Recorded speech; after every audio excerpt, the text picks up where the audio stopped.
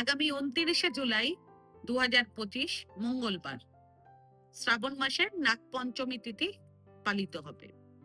এই তিথিতে পুজো করার সবচেয়ে শুভ সময় থাকবে ভোর 5:42 থেকে সকাল 8:31 পর্যন্ত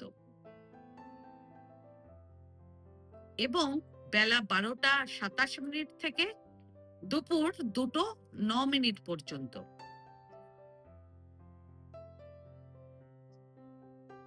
নাগপঞ্চমী তিথিকে শ্রাবণ মাসের একটি গুরুত্বপূর্ণ দিন হিসেবে বিবেচনা করা হয় এবং এই দিনের দুটি বিশেষ উপায় আজ জেনে নিন।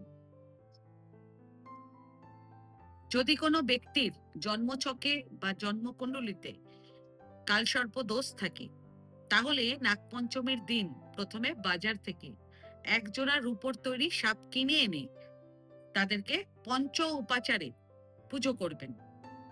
তারপর পুজো হয়ে গেলে নদীতে সাপ দুটোকে আপনারা বিসর্জিত করে দেবেন। এতে কালসর্প দোষের প্রভাব কিছুটা কম হয়ে যাবে।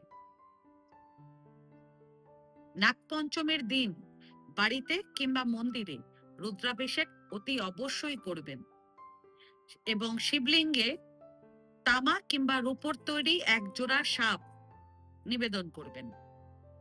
এতে আপনাদের জীবনে আর্থিক সমৃদ্ধি ও সুখ বৃদ্ধি পাবে এবং আপনারা আর্থিক সংকট থেকে মুক্তি পাবেন।